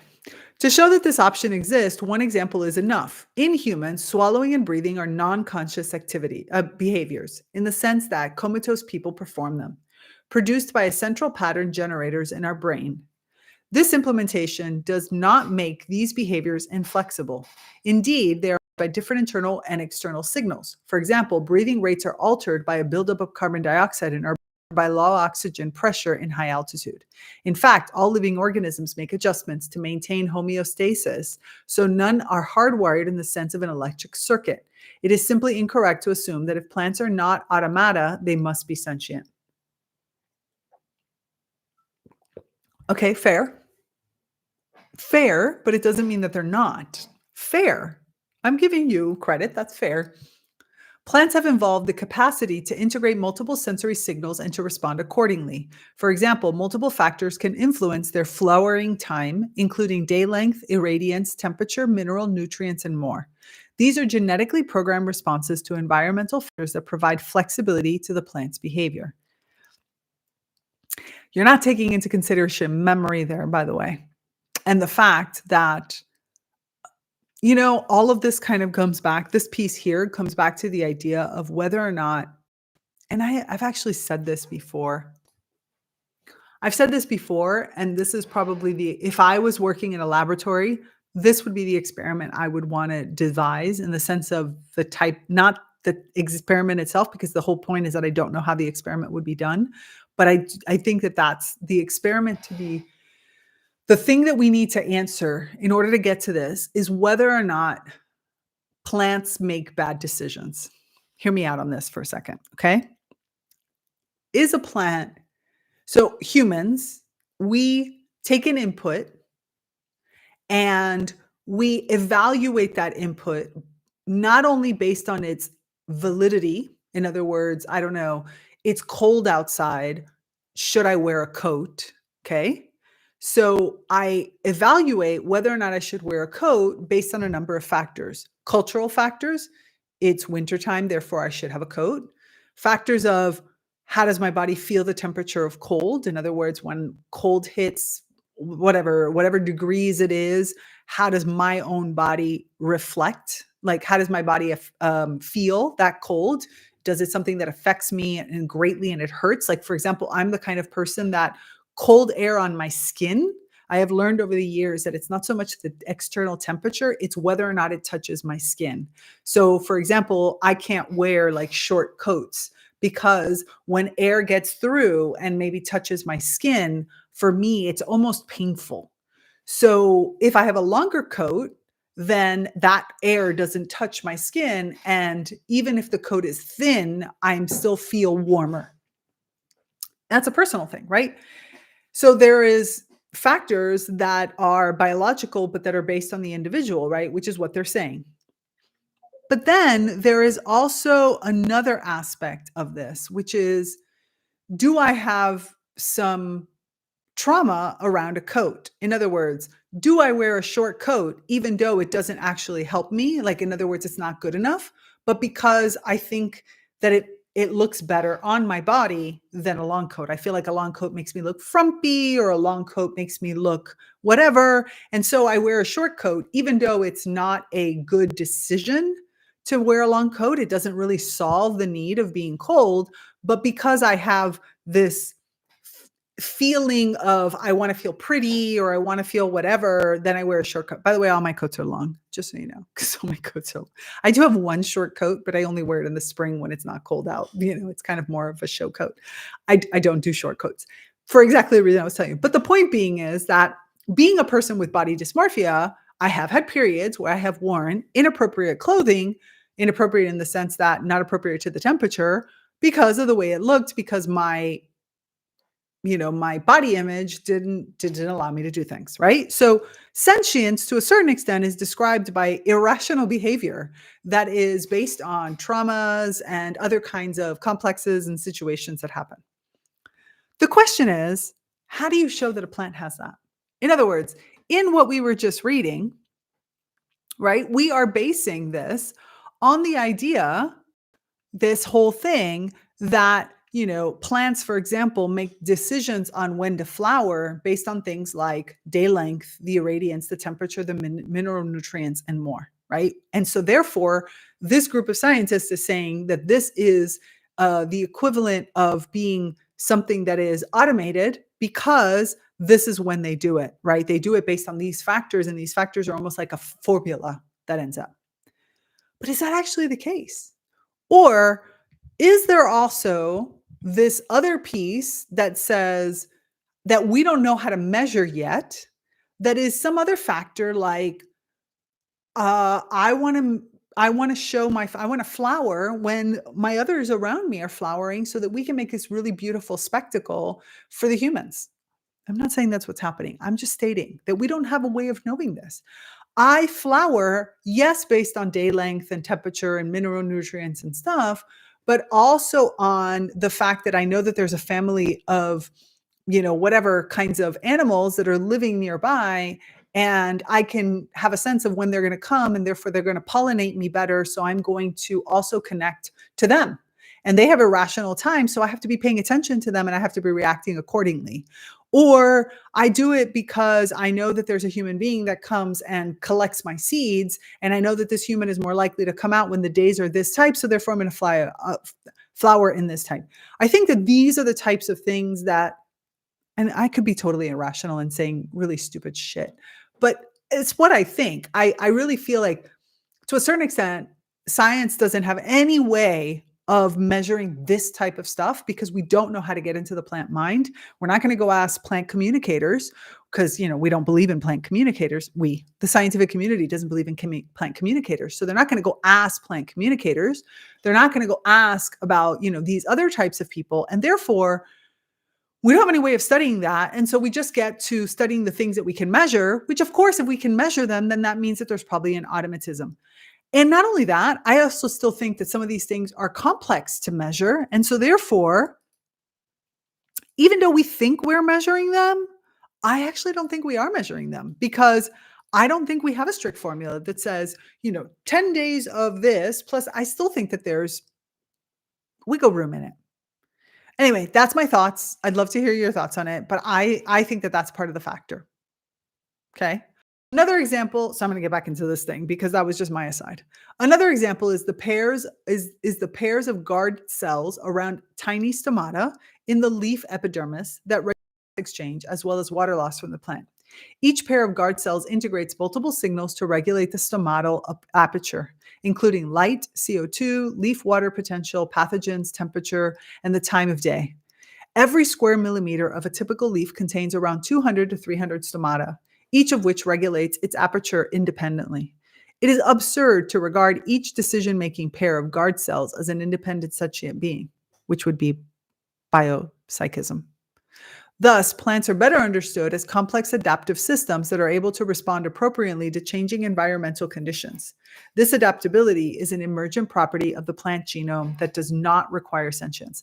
And this also is a difficult argument to make, because it also would come to things like when we talk about biopsychism and the idea that maybe our gut biomes, right, or our gut biome. So our gut cells in the guts, have independent sentience, which means we as a human being, as me, Tigria, is not aware of decisions that are being made, but the cell is aware of the decisions that they're making. So multiple areas and levels of consciousness. This is way too much. Nobody can understand that. They're not agreeing with that. And I can get it. I get it. It's hard. These are paradigm shifting discussions. And I love that it's coming through the plants, because if there's something we need right now in the world, it's a paradigm shift. Big, big paradigm shift. I have I created a vision board for this year. You can't see it, but I actually framed my vision board and hung it up on the wall. And in the part of it, like the big middle part of my vision board, which you can see it I think I posted it on my Instagram and it's on my Facebook and stuff like that, is the fact that there is a new story that needs to be told. That new story, this new paradigm, that needs to take us out of this human, anthropocentric, myopic way of looking is, I think, so well told by these arguments, because I think the plants are going to give us a safe way to explore beyond our own limitations, beyond that myopic approach. And I'm here for it. I'm here for the whole thing. I'm here for every single bit on it. Hence why I am loving going through these with you. All right, burden of proof. I knew this paper would be a little bit harder to read. I am composing myself and I am drinking my tea. Okay, according to Sagan standard in science, extraordinary claims must be backed up by extraordinary evidence. SONC say that they are aware that the burden of proof is on those who claim plants are sentient. But if so, why has this group promoted plant sentience for a year without first providing compelling evidence? You don't believe it's compelling evidence, but lots of others of us believe it's compelling evidence. If they accept the responsibility as their own, then why ask other researchers to address and explore whether plants are sentient? Because it can't just be them, one group. You have to have, they believe they have met the burden. You're the one that's stating that they're not. And so therefore, they're gathering more feedback and expanding the Isn't that what good science is? Whew. Why challenge the opponents to prove the null hypothesis that plants are not sentient?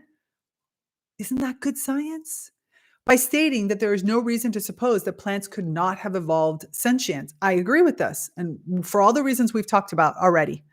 SONC also seem to sidestep the burden of proof by labeling their opponents zoocentric, which is so true, meaning unwilling to consider that organisms other than animals may be sentient. No, the opponents are not closed-minded or myopic. They're talking about themselves, by the way. They're not saying we are not closed-minded and myopic, because my opinion is you are, but are just declining to accept without strong evidence the extraordinary claim that plant sentience is produced by some unknown hypothetical mechanism that does not involve a nervous system. It is now incumbent on plant neurobiologists to accept unequivocally that the burden of proof lies squarely on their shoulders. Look, you cannot state this when then you're going like this. Whenever the proof is shown to you, la la la la la la la la la la la la la. That's what you're doing. You are systematically not accepting any of the proof that is being given. You're just continuously saying it's not enough. But going back to something that Diksha said way at the beginning of our stream, which is, what do you need in order to accept this? Plants will not have nervous systems the way humans and animals have nervous systems. So therefore, take that out of the equation. There have been papers on why the functionality of plants shows a type of nervous system, even though it's not biologically the same, but you discard that too. So what do you need to see? What is the evidence that would make you accept this? Redefined cognitive terms. Plant neurobiologists, including SONC, have redefined standard neuropsychological terms, giving them unfamiliar meaning that fit plant behaviors. Although this tendency has been pointed out before, by you, just by you, SONC's target article presents all the redefinitions together. Hence, we can consider them here to illustrate the problem they raise. Cognition is generally defined with respect to thinking and knowing, and as involving a brain. Take the brain out of the equation. It doesn't fill the scientific need for you to continue to harp on the brain. It doesn't. For example, the mental action or process of acquiring knowledge and understanding through thought, experience, and senses. Which plants do, just take out the brain. Yet, SONC do not include the mental aspect, relating cognition only to the manipulation of the environment in order to enable metabolic functioning and behavioral patterns that are adaptive, flexible, anticipatory, and goal-oriented. Isn't this what I said before when we were doing 10 Cate or 10 Cate or whatever the name is? Isn't that what I was saying? That we continue to, and I've been stating this all along, we don't know how to understand the mental, so we just claim it doesn't exist. At least that's the way these scientists act.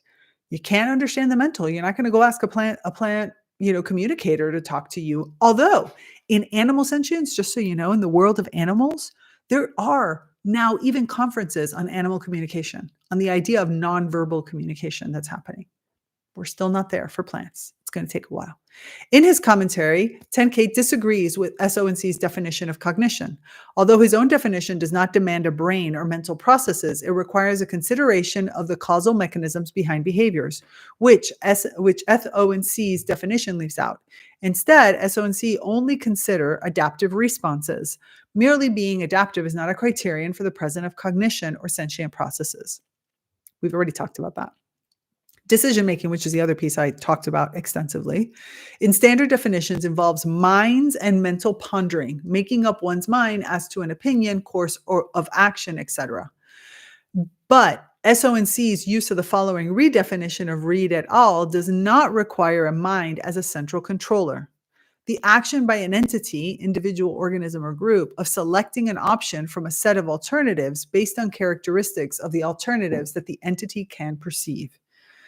Neurobiology and nervous system are redefined as carrying out the functions of interest, such as long-distance electrical signaling, rather than as a structure, so no nervous tissue is required. SONC's redefinition of a neurotransmitter is not needing a neuron-to-neuron synapse, nor any nervous tissue at all, was discussed in our commentary, in that other paper. Our concern about all these alternative definitions, which animal neurobiologists will reject, is that they will cause so much confusion and miscommunication that proper experimental tests of plant sentience can never be designed or executed. Doesn't matter. You don't even believe that it's possible. Regression to biopsychism. Although SONC did not explicitly accept cell consciousness, most of the plant's behaviors they present are also performed by one-celled organisms, including bacteria. These include communication, kin recognition, decision-making, mimicry, etc. Therefore, SONC implicitly accept biopsychism, which is arguably even more controversial than plant sentience, for all the reasons that I have already talked about. Imparsimony. Assuming that sentience is a highly complex phenomenon arising from complex physical processes, we reason that if a behavior can be explained more simply by known physiological or biochemical processes, then that behavior does not rely on sentience. Simplest explanations are preferred, even if they're not accurate, but that is my addition. This is parsimony principle that guides scientific inquiry. The proponents of plant sentience fail to apply it. Behaviors are not sentient. When our parsimony criterion is applied, most of the plant behaviors that SONC say indicate sentience do not do so.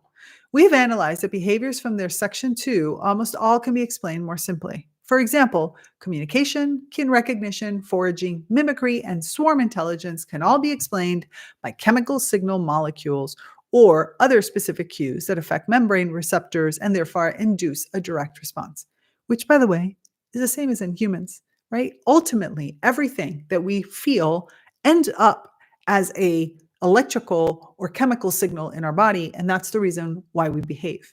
So it's all the same.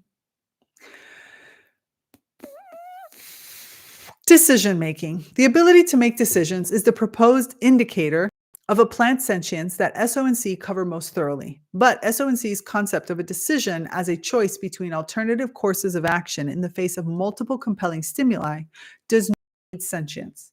Instead, such an outcome could result simply from whichever sensory cue is strongest. This is what I was talking about relating to how do I have an external thing that affects how I read the data? In other words, my perception of cold is overridden by the fact that I need to look good in a coat.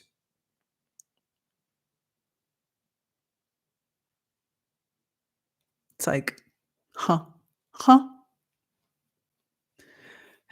Instead.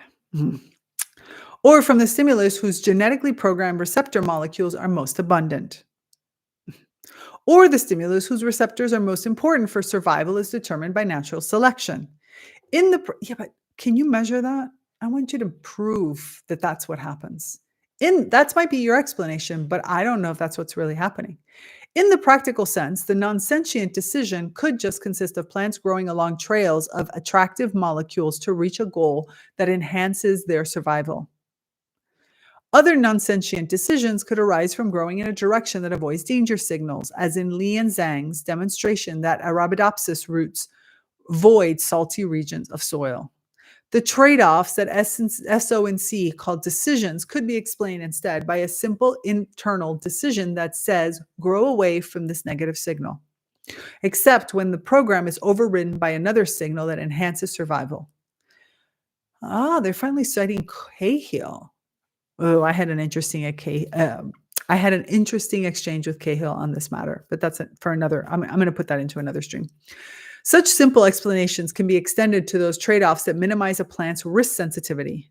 None of these choices requires a sentient decision, as any textbook of modern control engineering, adaptive robotics, or homeostasis can illustrate.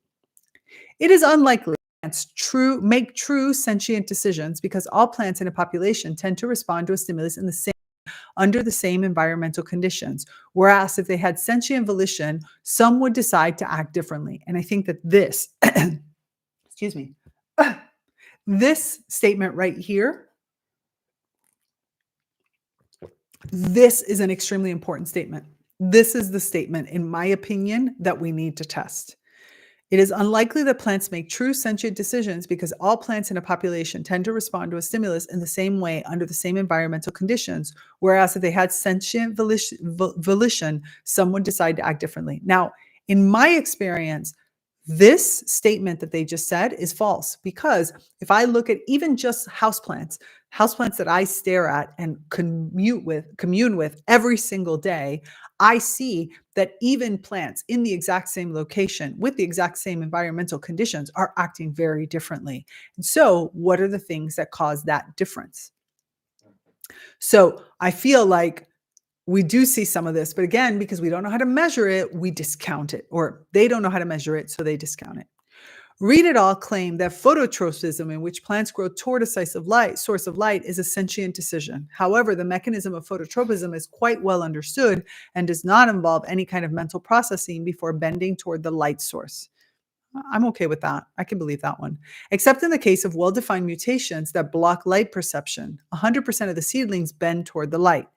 If the plant had to decide whether or not to bend towards the light, surely some plants would decide not to bend. And this was the question that that Galeano posed in her experimentation, where she was looking at how the plants grew and whether or not they could be trained to shift their phototropism over to a sound source.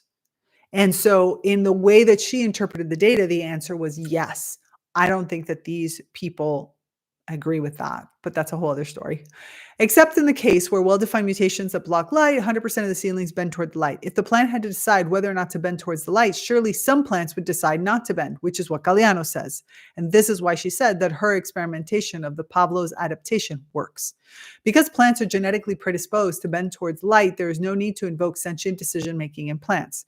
To do so is to make the classic error dating back to Aristotle, who made lots of errors, of applying theological reasoning to a physiological phenomenon that evolved by natural selection. 7.2, learning and memory. On the question of whether plants learn well enough to indicate they are sentient, SO and C commendably reserve judgment, saying that they are more experimental evidence is needed. However, they devote their long, full-page discussion to presenting the sparse and inconclusive findings without ever pointing out how little evidence actually exists, or how little evidence you want to accept. Despite decades of experimental investigation, the only types of learning that have been discovered in plants are simple habituation. That is your definition. Others would not agree with that definition. And a few much debated results for classical associative, classical associative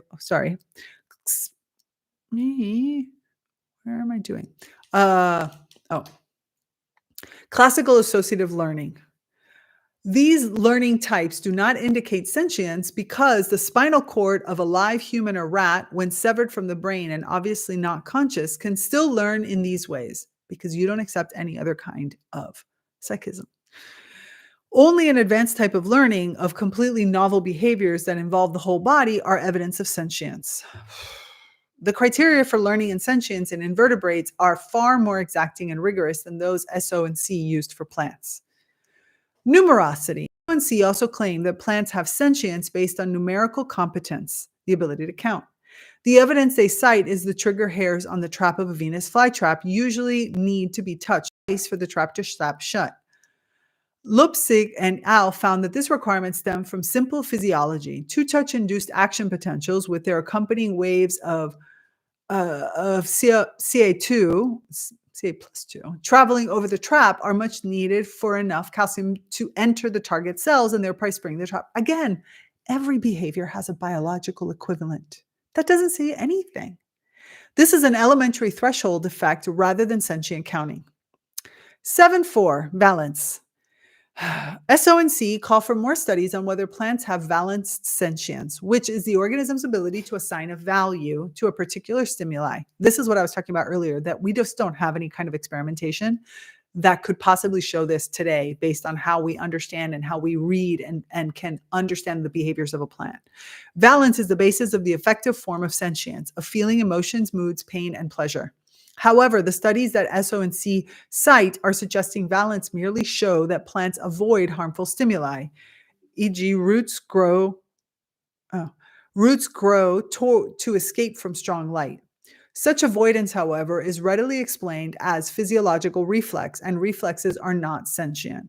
From an ethical perspective, one must be extremely cautious in proposing without proof that plants assign a negative value to adversive stimuli, because that would imply that plants suffer when humans harvest, cut up, cook, and eat them.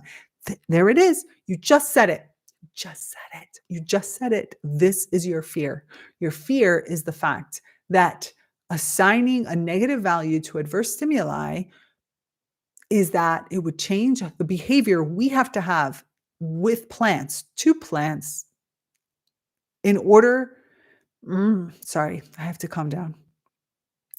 It doesn't state outright that they are not prepared to change their behavior of plants. We want to harvest them, cook them up, cut them up, eat them. We want to do everything we want without any kind of understanding as to what the plant's experience is. We want to believe that they are not having an experience. But that doesn't necessarily make it so. That doesn't make it so. In contrast to the complex lack of evidence that this is true human consumption of plants, the evidence that farmed animals have valent sentience is overwhelming. Yeah, we know that. Anticipatory behavior. SO and C give two examples of what they say are sentience-based. Dishka asks a good question. She says, I don't understand why these papers don't publish any evidence that disproves sentience. All they do is come at the authors of other papers. That's exactly the point. The point is, that's exactly the point that they're trying to make, especially these set of authors are trying to make. They're like, it's not our job. It's not our job to disprove sentience. It's our job to just tell you that you haven't proved it. You have to prove it. But the problem is that proving it would involve accepting that the definitions for sentience in plants are adaptable to plants. In other words, different from what we use as the definitions for mammals and even invertebrates, for any kind of animal species. Therefore, it's this kind of like catch-22, which is, I don't accept your definitions because your definitions don't match my definitions. And yet I'm not going to disprove because you have to prove it. But you can't prove it because you're going to have to come up with new definitions, which I don't recognize. That's exactly what the problem is. And again, they say it right up here, right? We already have a big problem of the fact that we know that there is valent sentience in animals that are farmed. And so we have to change our mechanisms, right?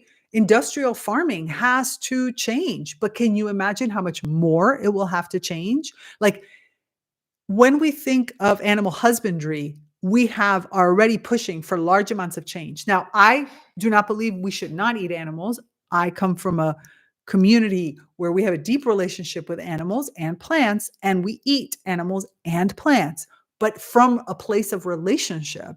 And Robin Wall Kimmerer talks about this too in, Breeding Sweetgrass and a lot of her, her papers, as well as her speeches and talks.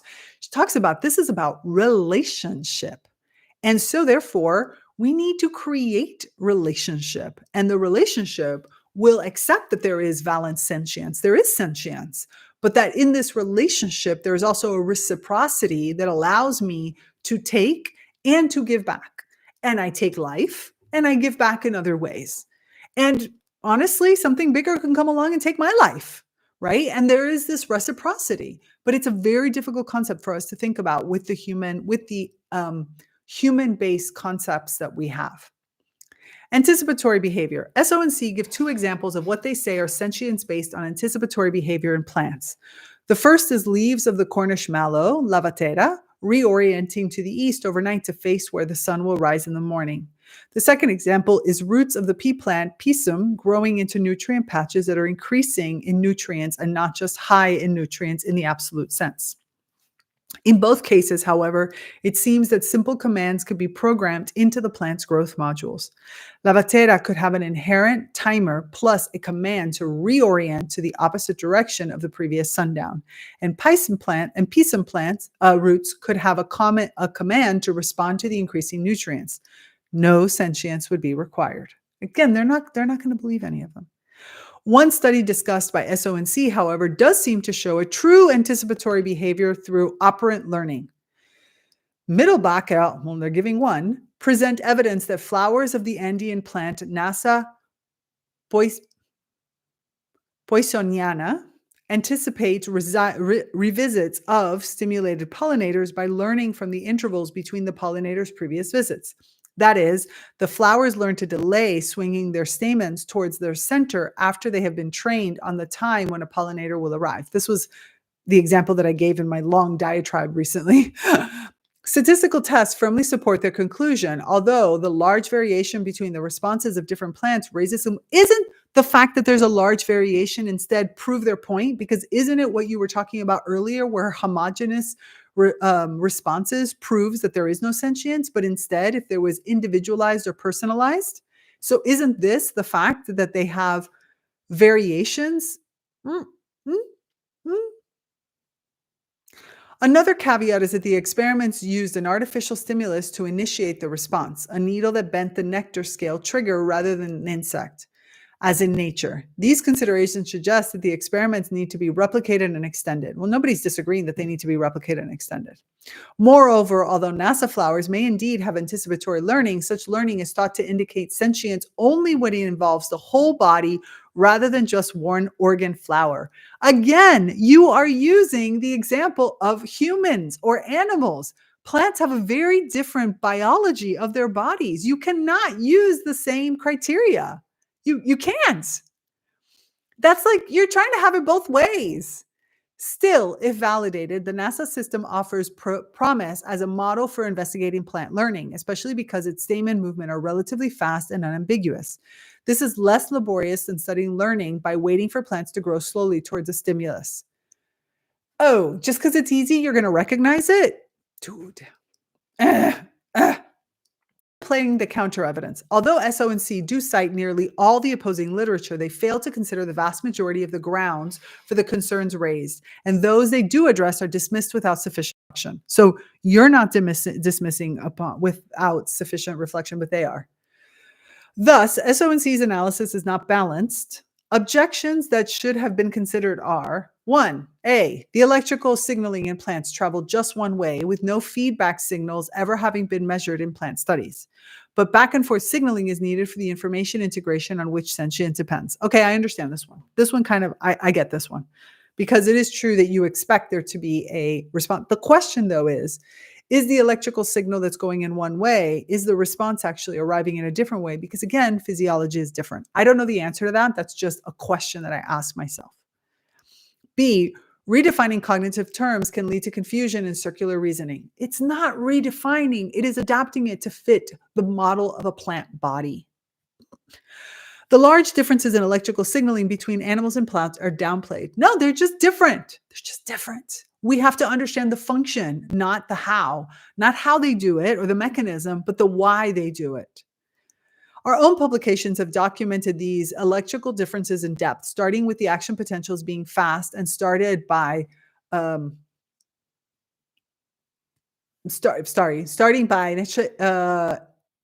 Nitrogen influx in neurons. Don't quote me on that because I'm like totally spazzed. It's been 2 hours. I am not used to doing this. I get tired. But slow and started by calcium influx in plants. Therefore, the following statements of SONC sound self-contradictory to us. Aside from the obvious difference between the nervous systems of animals and the vascular systems of plants, plants lack none of the functional structures that are supposedly needed to be sentient. SONC mischaracterize our arguments against plant sentience. They say that we view plant behavior as hardwired, a term they associate with being inflexible and fixed, echoing the word automata. That was wrongly used by adaptive behavior that is genetically determined by natural selection and epigenetically determined by environmental factors. SONC apparently take this to mean that we are strict genetic determinists. This is not the case. Our statement includes epigenetics, although epigenetic mechanisms, like all biological capacities, including learning, language, and sentience, are of course made possible by genes. By definition, epigenetic modifications give genes new functions and add to plants' pre-existing capacities for flexible homeostatic adjustments to their physiological and behavioral processes. This is the current prevailing view of how plants achieve behavioral flexibility and absence. Basically, what they're saying is that, sure, there is epigenetic changes that are happening, but again, there is no conscious thought into which one of these changes are going to be adapted into the epigenetic framework. Instead, there is I continuously do this because I'm reacting to the environment with a set of prescribed ways my genes do, and therefore I change and make modifications that arrive. Basically, no sentience involved. Again, an argument that can be made in many different directions, as I'm sure will continue to happen when we get to the very final response of Secundo Ortin and Calvo in all of this, because they do have a final response when we get there. Conclusion: we are heartened by SONC's shift towards evidence-based and experimental science, which they always have had. There's no shift there. They've always been doing it this way. But we encourage them, and you can go through our old papers to see that, but we encourage them to go on to resolve the remaining conceptual problems with plant sentience by correcting the false dichotomy, assuming the burden of proof for extraordinary claims, which adopting more parsimonious explanations, divorcing plant sentience from biopsychism, or proving that biopsychism is valid, resisting the use of redefining cognitive terms. But if I don't redefine the cognitive terms, how can I adapt them to a plant instead of using them the way that they're used for animals and then being considered anthropomorphic? You see the problem in that? Do you see the problem in that? And taking into account the opposing evidence, the road from romance cannot reach science while denying the burden of proof. Oh my goodness. Oh my goodness. Oh my goodness. Oh my goodness. Oops. Oh my goodness. Oh my goodness. This is it. This is it. This is actually the best part about this paper. The best part about this paper is that this group of scientists that have historically, continuously, always been the voices that go against everything. That's the wrong wording to use. They are the ones that have been opposing this conversation. At least they put it all in one place. They're like, put it all in one place. And I do think we're going to see an opposition paper to this, a paper that like goes point by point to everything that it is that they described. So, I keep thinking we're going to go through a lot of these, and then, it takes us a minute to get through them. This is where we are today, okay? We started off a few weeks ago. I still think these are fascinating, so hopefully you're enjoying this as much as I am, because as much as it frustrates me, I'm totally enjoying this. So we have gotten through to, where are we? Plant sentience, the burden of proof. So we will be starting off with Antonio Damasio and Hannah Damasio, which again seems like sensing is a far cry from sentience. So we're going to, more opposition. And that's what we're going to start. Unfortunately, we're not going to start next week, because next week I have the Plant Wisdom Book Club. We have our final discussion on the amazing book that we're reading called The Love Language of Plants. And very, very, very excited. Yeah, we need a mediation between this. I agree with this, Dishka. I do think we need mediation. I do think that there are, and I'm excited to continue on to see if there is I don't know. A lot of these people are writing in Animal Sentience is the name of the actual journal, so I can understand the opposition that's happening. I do not see, from what I'm looking at, any of the traditional for plant sentience writers. Like, I do not see anything so far on the list as I'm looking through them right now that includes. Oh, but somebody talks about panpsychism. Sorry, I got really excited. Oh my goodness, that's going to be a good paper. Somebody who talks about panpsychism in this.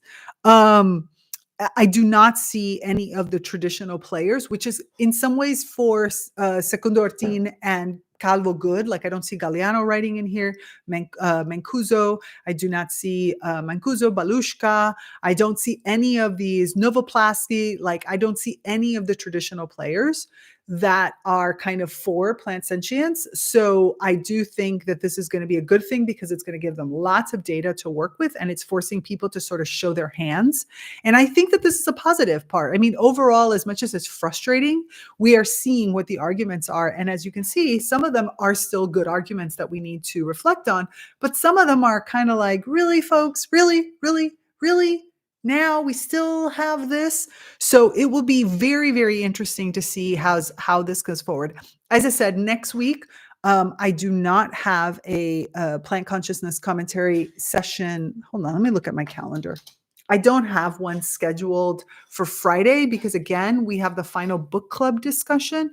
That being said, I have some time on Thursday.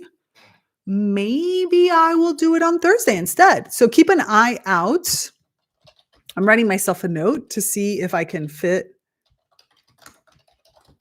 I'm writing myself a note to see if I can put it into my calendar. And if I do, I will schedule it as an event in the Naturally Conscious community and here on YouTube so that you can be able to see it. And again, we can continue these discussions inside of the Naturally Conscious community. I will be posting this or in the comments here in YouTube. Like, just feel free to post about this because I do think that this is absolutely fascinating and we have lots more to go through. So yeah, I think with that, it's probably a good time. We've been here for 2 hours, which is awesome. Time just flies. We only got through 3 papers and we have a hell of a lot more to go. So I'm going to continue going down this road. I am learning so much and I am having so much fun trying to understand, what it is that is the block against this. And I look forward to all of your feedback. Oh, wait. That's not true. I had actually created this a while back, but I had not published it. And I'm excited to try it out for the first time. Hold on a second. Bear with me for 1 second, but I'm excited. Oops. Okay, so I actually have an outro, folks. I have an outro. So I still don't know how to turn myself off, which is really quite annoying because I'd love to turn myself off. I might go back to StreamYard. I don't know. What do you think? I like using the YouTube studio because I think it actually, there's some parts about it that I really like, but there's other parts about it that I don't. So we'll see. We'll see what happens. So do not do that, meanie. Okay. So let's try this. You ready? Thanks for tuning in to Plant Consciousness Commentary. To continue these conversations, join us in the Naturally Conscious community, your online ecosystem for plant reawakening and accelerated evolution and co-creation with other kin. Here you'll find expansive discussions, interactive courses, live events, and supportive group programs like the Plant Wisdom Book Club and the Sprouts Writing and Creativity Group, along with educational programs like Reconnect with the Plant Kingdom. Connect with like-minded individuals collaborating with plants to integrate these insights into life. That's it for me, Tigria Gardenia, and my plant collaborators. Until next time, remember, research to hold back your emerging green brilliance. I'm out. Bye.